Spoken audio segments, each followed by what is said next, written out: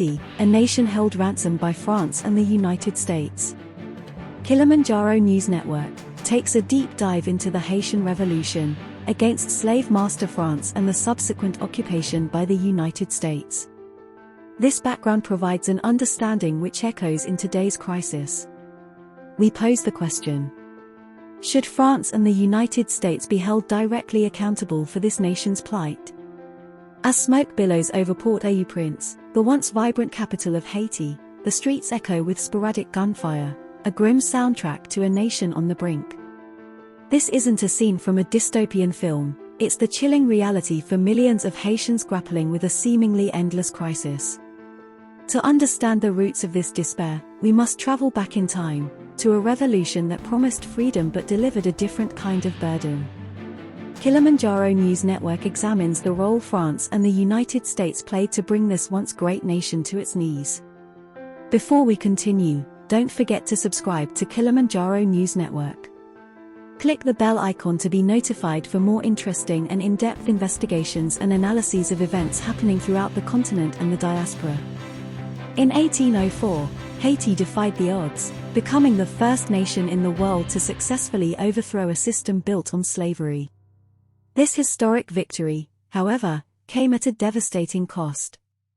France, the defeated colonial power, demanded a staggering indemnity, the equivalent of billions of dollars in today's terms, as compensation for lost property and slaves.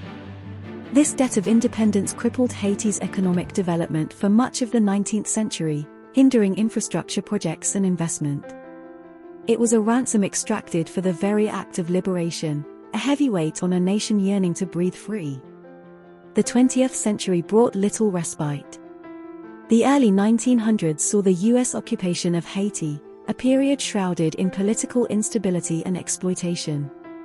While the American presence aimed to safeguard their economic and strategic interests, it ultimately fueled resentment and hindered Haitian self-determination.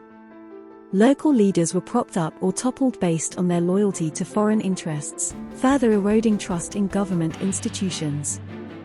Following the U.S. withdrawal in 1934, Haiti descended into a cycle of dictatorship and corruption. Decades of mismanagement left the nation ill-equipped to weather future storms.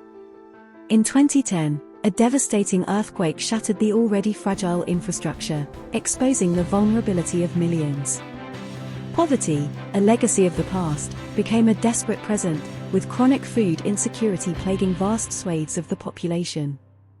In this volatile landscape, armed gangs emerged as a powerful force. They filled the void left by a weak and corrupt government, offering a twisted sense of security in exchange for allegiance. Gang violence has become a terrifying reality, with armed groups controlling vast swathes of territory, extorting businesses, and displacing residents.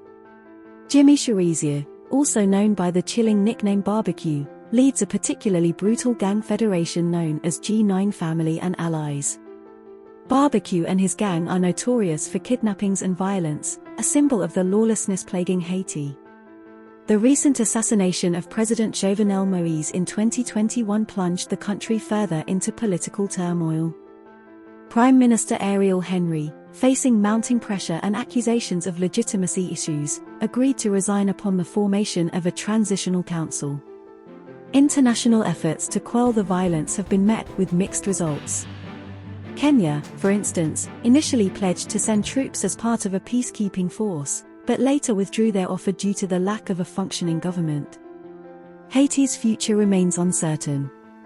The international community can play a crucial role by providing support with clear accountability measures, ensuring resources reach those most in need and don't line the pockets of corrupt officials. However, long-term solutions must be Haitian-led. Addressing corruption, fostering economic development, and building strong institutions are essential steps towards a more stable future. Haiti's plight compels a deeper reflection. Should the former colonial power, France, and the United States, who occupied Haiti for nearly 2 decades, bear any responsibility for the nation's current instability? The U.S. intervention, initially motivated by a desire to safeguard American economic and strategic interest, ultimately propped up repressive regimes. The US withdrawal in 1934 was as abrupt as its arrival, leaving behind a power vacuum that fueled further instability. Haiti stands as a scar on the conscience of the Western world, a stark reminder of the enduring legacy of colonialism and foreign intervention. The Haitian people, with their rich history of resilience, deserve a chance to break free from the shackles of the past. Only through a collective effort, with a clear-eyed understanding of history's burdens, can Haiti finally emerge from the shadows and claim the future it was always meant to have. Kilimanjaro News Network would like to hear from you directly. France demanded a crippling indemnity from Haiti after the revolution. Should former colonizers bear any financial responsibility for the economic struggles of nations that fought for their freedom? How can the international community ensure a more equitable path to independence for future generations? The US intervened in Haiti with the stated goal of safeguarding its economic and strategic interests, but ultimately propped up a repressive regime. Can foreign intervention ever be truly beneficial, or does it inevitably create unintended consequences? What are the ethical considerations for when, and how, the international community should intervene in a nation's affairs? Decades of dictatorship and corruption followed the US withdrawal from Haiti.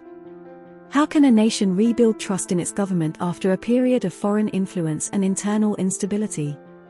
What concrete steps can be taken to ensure long-term stability and prevent future cycles of violence and unrest? Haiti's current crisis can be traced back, in part, to the actions of France and the United States. Do these nations have a moral obligation to assist in Haiti's recovery? If so, what form should this assistance take, and how can it be structured to avoid repeating the mistakes of the past? Send us your messages. Remember to like, share, and subscribe to Kilimanjaro News Network, the authentic voice of Africa. Scan our QR code and go to our website for more news coverage and unique analysis. Kilimanjaro News Network broadcasts in Swahili, Arabic, English, and French.